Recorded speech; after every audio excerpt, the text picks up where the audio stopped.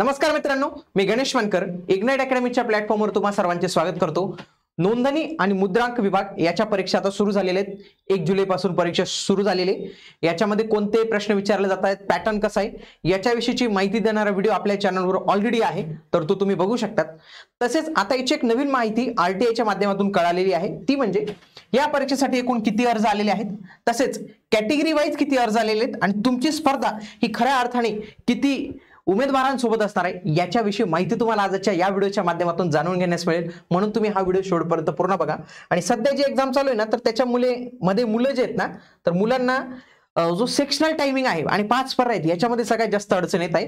आणि हीच अडचण तुमची दूर करण्यासाठी आणि परीक्षेमध्ये जो ऍक्च्युअल फील होतो त्या पद्धतीने तुम्हाला फील देण्यासाठी आपण ऑनलाईन टेस्ट सिरीज लॉन्च केलेली आहे, ज्याच्यामध्ये 5 पर्याय असतील आणि त्याच्यासोबत पूर्ण सेक्शन टायमिंग असेल की इंग्रजी आधी, मराठी नंतर, सामान्य ज्ञान आणि परत अंकगणित बुद्धिमत्ता। तर अशा पद्धतीचा जो पॅटर्न आहे ना, जो परीक्षेत तुम्हाला विचारला जातो त्याच पॅटर्नवर आपण जे आहे तर या टेस्ट सिरीजची रचना केलेली आहे। तर तुम्ही या टेस्ट सिरीजला जॉईन करू शकतात। आणि तुमच्यासाठी एक आणखी आनंदाची बातमी आहे की या टेस्ट सिरीजची जी प्राइस आहे ती ऑलरेडी 50% ऑफ आहे आणि तुम्हाला आणखी एक एक्स्ट्रा 10% जे आहे तर ते ऑफ मिळू शकतं। त्याच्यासाठी तुम्हाला एक कोड यूज करायचा आहे, तो कोड असणार आहे GM10। GM10 हा कोड यूज करा आणि तुम्हाला आणखी एक्स्ट्रा 10% ऑफ जे आहे तर ते कुठल्याही कोर्सवर तुम्ही हा GM10 कोड यूज करा आणि तुम्हाला 10% ऑफ जे आहे तर ते मिळून जाणार आहे।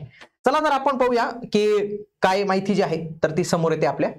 बघा, आरटीआय टाकलेला होता, त्या आरटीआय मध्ये मुद्रांक शुल्क विभागात शिपाई पदभरतीसाठी एकूण किती अर्ज प्राप्त झालेत याची माहिती दिलेली होती आणि याची माहिती याच कार्यालयामार्फत आलेली आहे।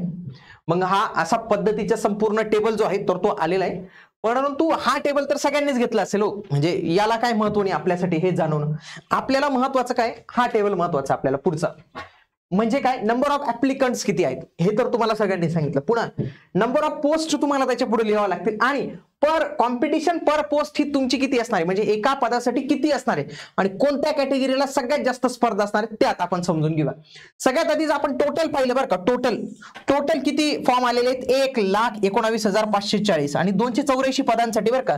शिपाई हे गट ड चं पद होतं तरी इतके जबरदस्त अर्ज आले, म्हणजे 1,19,540 अर्ज आलेले आहेत। आणि जर आपण हे याला डिवाइड केलं ना तर आपल्याला असं दिसतं की 421 म्हणजे एका पदासाठी 421 एवढी कॉम्पिटिशन जी आहे तर ती याच्यामध्ये असणार आहे। कॅटेगरी वाईज पाहूया। सगळ्यात आधी एससी जर पाहिलं, एससीचे फॉर्म पण खूप चांगले आलेले आहेत, म्हणजे 28,549 आणि एससीच्या जागा होत्या फक्त 29, म्हणजे एका पोस्टसाठी जर तुम्ही पाहिलं याच्यामध्ये सगळ्यात जास्त कॉम्पिटिशन एससी मध्ये आहे। 985चं कॉम्पिटिशन आहे, म्हणजे जे मुलं म्हणतात की एससी एसटी ला पास होणं तर लय सोपं राहतं, अरे लय सोपं नाही, त्यांच्यामध्ये तुम्ही कॉम्पिटिशन बघा ना। एससी कॅटेगरीला जर 28,000 अर्ज येत असतील आणि तुम्ही इथं कुठेही कॅल्क्युलेट करा, त्याच्यामध्ये सगळ्यात जास्त कॉम्पिटिशन 985ची तुम्हाला इथं बघायला मिळते। म्हणून जे एससी कॅटेगरीमध्ये आहेत त्यांनी विशेष लक्ष द्या की तुमचा कट ऑफ हा वाढू शकतो, अर्ज जास्त आलेले आहेत। पुढे एसटी प्रवर्गासाठी 9,164 आणि जागा किती आहेत, फक्त 13। 705 कॉम्पिटिशन सोपी नाही आहे, 705 कॉम्पिटिशन आहे तुमची। विजे साठी आलेले आहेत 5,157, 7 पोस्ट आहेत आणि याच्यासाठी 737 एवढी कॉम्पिटिशन जी आहे तुमची असणार आहे। एनटीबी ला अर्जच नव्हते म्हणून एनटीबीचं 0 असेल, इथं एनटीबी ला जागाच नव्हत्या म्हणून एनटीबी मधनं कोणी अप्लाय करूच शकत नव्हतं म्हणून ते 0-0 येणार आहे। पुढचं एनटीसी साठी 6,911 11 जागा होत्या आणि 629 म्हणजे ऍज कम्पेअर टू हे पाहिलं। आणि सगळ्यात पाहिलं याच्यामध्ये थोडंसं जर आपण तुम्ही कमी कॉम्पिटिशन मध्ये पाहिलं तर ते आहे 389चं 10 जागा होत्या, 3,886 एवढं आपल्याला जे आहे तर इथं कॉम्पिटिशन इथं बघायला मिळतं। तर हे कॉम्पिटिशन जर बाकीच्या तुलनेत बघायला गेलं तर थोडं कमीच आहे। पुन्हा एसबीसी साठी 2,464 फॉर्म आलेले आहेत आणि 5 जागा होत्या, तर 493 एवढी कॉम्पिटिशन असणार आहे। एसईबीसी 7,974 28 जागा होत्या, 285 कॉम्पिटिशन थोडी कमी बघायला मिळते। म्हणजे तुम्ही रँक वाईज जर बघायला गेलं तर हे दुसऱ्या नंबरला जे आहे तर ते म्हणजे दुसऱ्या नंबरची पोस्ट आहे की ज्याच्यात कॉम्पिटिशन कमी आहे। आणि सगळ्यात कमी कॉम्पिटिशन तुम्ही इथं बघा ना, ईडब्ल्यूएस ला फक्त 2,761 अर्ज आलेत 28 जागांसाठी, कॉम्पिटिशन किती आहे 99।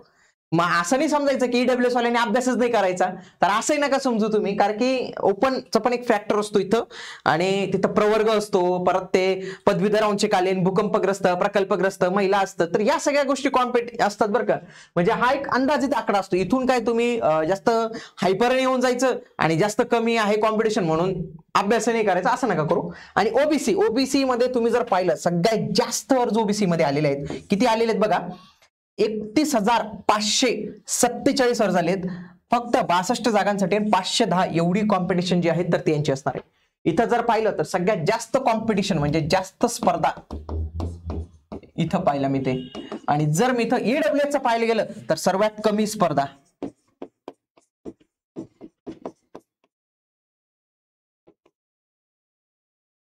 हे सर्वात कमी स्पर्धा, हे सगळ्यात जास्त स्पर्धा, हे तुम्हाला इथं जे आहे तर ते व्यवस्थित पद्धतीने इथं बघायचं आहे. 421 हे टोटल कॉम्पिटिशन आपल्याला इथं जे आहे तर ते बघायला मिळतं. तर हा संपूर्ण टेबल होता. तर तुम्ही आय थिंक हा टेबल तुम्ही जे आहे तर त्याचा स्क्रीनशॉट घेऊन घ्या आणि या टेबलच्या माध्यमातून तुम्ही पण तुमच्या कॅटेगरी वाईज, पोस्ट वाईज बाकी सगळ्या गोष्टी ज्या आहेत तर त्या चेक करू शकता. ओके, तर या सगळ्या गोष्टी होत्या. आणि एक्झाम मध्ये जो आहे ना तर तो एक गोष्ट तुमच्यासाठी आणखी एक सूचना देतो, उमेदवारांना माहितीच नसतं. हा जो शेवटचा सेक्शन आहे ना याला टाइम पुरत नाही बरं का, की 25 प्रश्न आहेत आणि वेळ आहे 30 मिनिटे. याला वेळ पुरत नाही आहे, ही गोष्ट तुम्ही प्रामुख्याने लक्षात घ्या. इथं जर तुम्ही केलं ना मग इथं किती कॉम्पिटिशन राहू दे हे सोडून द्या तुम्ही, हे याचा काही गृहीत धरू नका तुम्ही. जर तुम्ही याच्यात जर चांगलं काम केलं ना तर तुम्हाला गरजच पडणार नाही तिकडे बघण्याची. आणि याच्यामध्ये इंग्रजी पहिले सुरू होतं, नंतर मराठी, नंतर सामान्य ज्ञान, नंतर बौद्धिक चाचणी, हे अशा पद्धतीने सुरू होतं. 5 पेअर असतात, कुठली निगेटिव्ह मार्किंग सिस्टीम नसते. 30 मिनिटं उरलेला वेळ वापरता येत नाही. उमेदवारांना वाटत होतं 30 मिनिटाचं मी 10 मिनिटात सॉल्व्ह करतो, तोच वेळ मी पुढे वापरतो. अजिबात नाही, तुम्हाला तिथं बसून ठेवतील पण तुम्हाला पुढच्या सेक्शनला ते जाऊच देणार नाही. तर हे अशा पद्धतीने तुम्हाला लक्षात ठेवायचं आहे. आणि याच सगळ्या गोष्टी आपण कन्सिडर केलेल्या आहेत, टेक्निकल या बाबी कन्सिडर केलेल्या आहेत आणि त्याच टेक्निकल बाबी लक्षात घेऊन आपण ही पहिली अशी टेस्ट आहे की ज्याच्यामध्ये 5 पर्याय आहेत. परत जो सेक्शनल टायमिंग आहे तर तो पण आपण टेक्निकल गोष्टी इथं सांभाळलेली आहे. तर या टेस्ट सिरीजला जॉईन करण्यासाठी तुम्ही आपलं इग्नाइट अकॅडमी हे जे ऍप्लिकेशन आहे तर ते डाउनलोड करावं. तसेच हा नंबर दिलेला आहे याला देखील तुम्ही कॉल करू शकतात. आणि कुठलाही कोर्स परचेस करताना GM10 हा जर कोड यूज केला तर तुम्हाला दिलेल्या प्राइस पेक्षा आणखी थोडी कमी प्राइस जी आहे तर ती तिथं मिळू शकते. भेटूया आता आपण पुढील व्हिडिओमध्ये. तोपर्यंत जय हिंद, जय महाराष्ट्र, धन्यवाद.